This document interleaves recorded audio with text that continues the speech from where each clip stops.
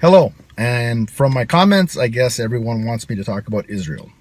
Please talk about Israel next, Matt Mark. So here we go. We're going to talk about them. And actually, I followed Israel quite a bit over the years, and I've learned a lot, kind of what they do.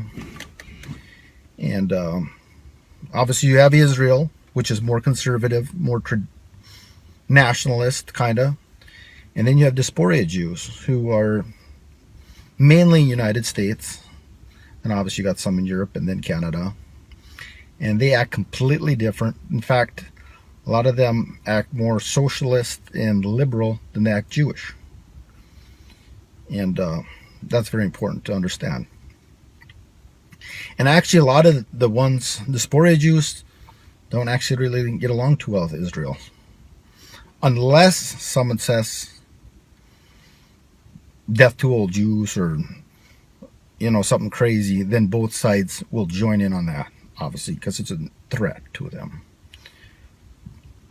But I guess to say what is really Israel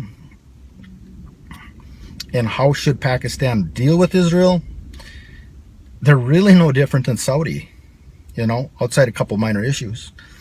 They both belong to the same coalition, which is Saudi, Israel, and the United States. And Israel and Saudi are very close.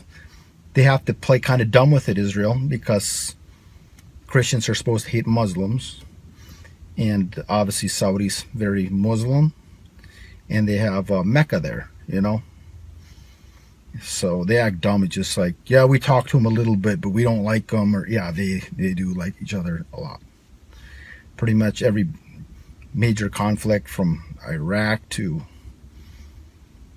now Iran to Syria, all that, they get along very well. Okay, there's a couple minor differences. You have the Palestinian thing, which Saudi kind of turns a blind eye to, and I'll tell you why they turn a blind eye to it. And then you have the Yemen thing kind of going on now, where Israel kind of turns a blind eye to that. But the thing with the Palestinian movement, it sounds like some awful struggle, and but they're kind of being used by Iran as a proxy against Israel, and Iran really doesn't care about them.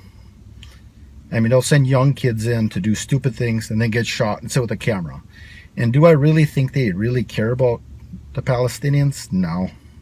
They care more about their proxy war, and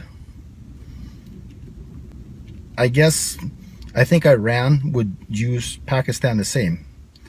Would they put Pakistan in real tough shape to help their cause? Yeah, I think they would,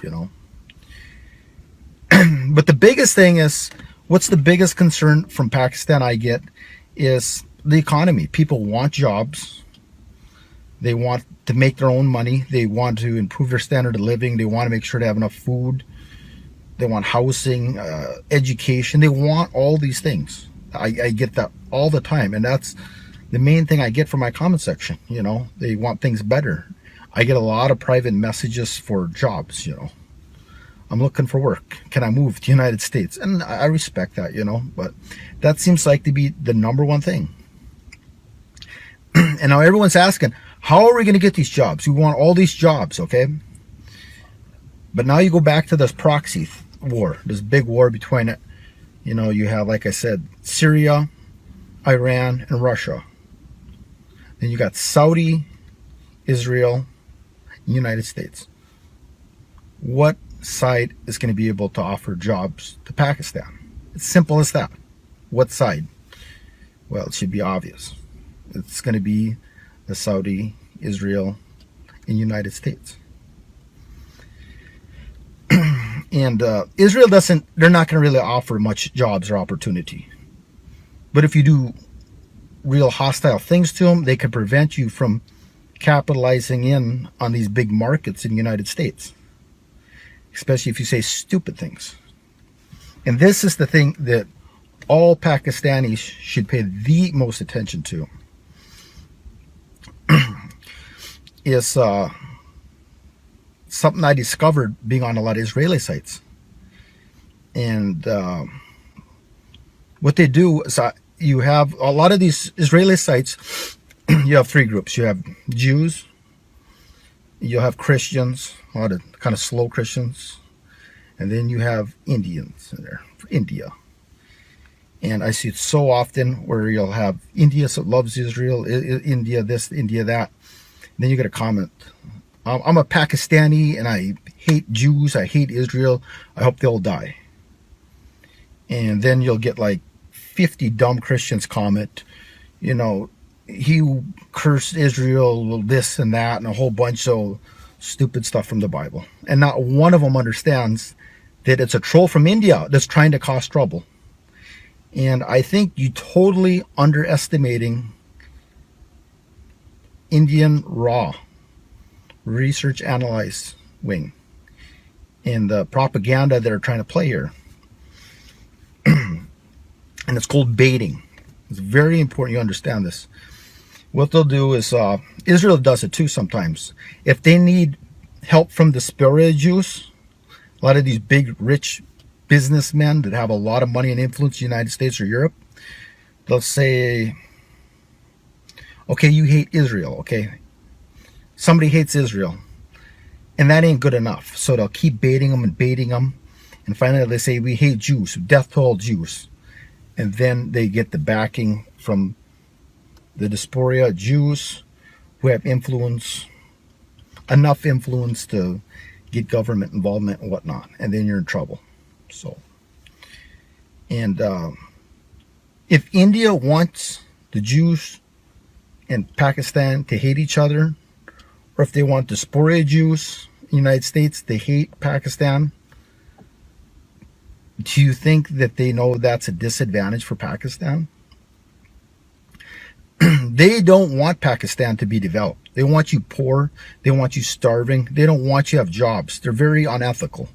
Look at the way they treat the Kashmirians. They don't care about the people. They don't care about the women. They rape them. And they think the same way about Pakistan. So the big threat here really is India. Now, I'm not saying get down on all two knees and hands and kiss Israel's ass. I'm not saying that. But I'm saying have at least neutral ties with them. Like I said, Saudi Arabia and Israel, they're really not no different outside a different religion. They're really not that much different. So you should almost treat them the same. I know you have huge trade with Saudi. They offer you a lot of jobs. But if you burn your bridges with Israel and you burn your bridges with these big international Jews, you're not going to get these jobs in Pakistan. Okay? I'm just being realistic. Because you look at all these big businessmen, they really have a lot of influence in the United States. And you got to quit these meetings in Turkey, Istanbul or whatever. You got to quit them. You need to have it where if Benjamin Netanyahu needs to go to Islamabad and have a meeting, have him be able to go there safely. If Imran Khan needs to go to Jerusalem for a meeting, have him where he can go there without getting harassed. Okay? And you say, we don't want to do that.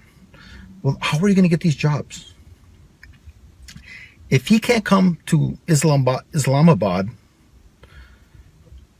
or Donald Trump can't go to Islamabad, why would these big international companies feel safe investing billions of dollars into Pakistan to employ maybe hundreds of thousands, if not millions of people? It's impossible. Who else is going to bring these big jobs? Iran? No. Russia? No. China will give you some money, but I don't see them throwing up big companies there, So the only place you're going to get these big jobs is from the United States or maybe Europe. So, I mean, if you want to be stubborn and say, we're not going to deal with them, well, you're going to have people move. Like I said, I get, how many job applications I get? I'm not even asking for them. So, I mean, you got to address the issue, okay? And my strongest point is this. If India and India intelligence agencies are purposely trolling really, really hard to try to cause conflict between Israel, the Jews, and Pakistan. Are they doing it to hurt Pakistan or help Pakistan? You should obviously be able to figure it out easily. Okay, so just try keep neutral ties with Israel, just neutral. I'm not saying be on good terms, I'm not saying be on bad terms, just neutral terms with Israel. Be on great terms with Saudi Arabia, and try be on decent terms with the United States. And you know they do some bad things, and we don't have to discuss them.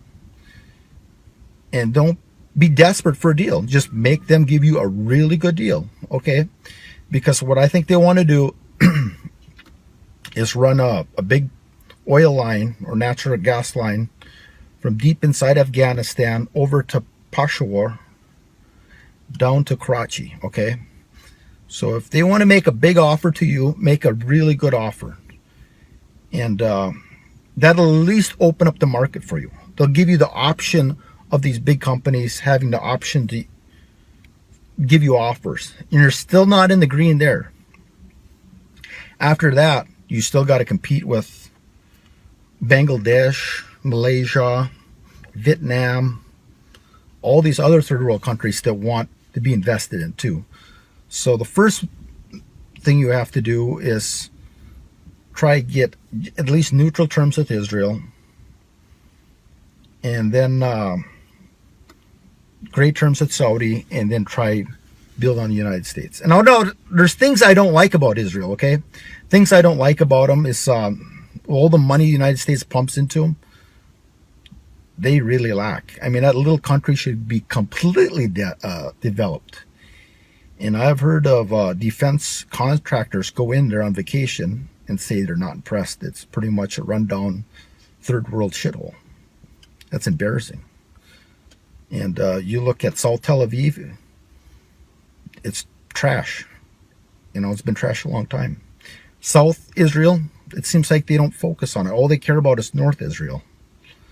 You know, and they do a lot of stupid things, and they need a lot to grow up with. And even when that Sinai, when they gave that up, they should have kept that coastline where they could have ran a railroad down to that passage there to connect up with the Silk Road.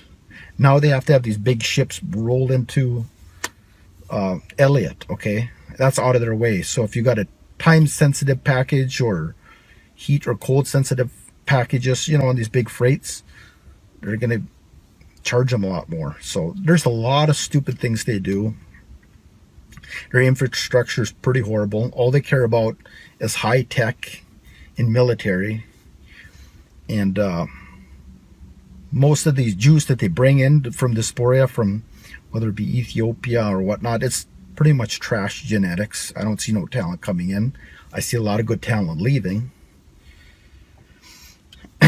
One person really pointed out their weak point is with their military, they take their very most talented people and they throw them into their high tech, okay?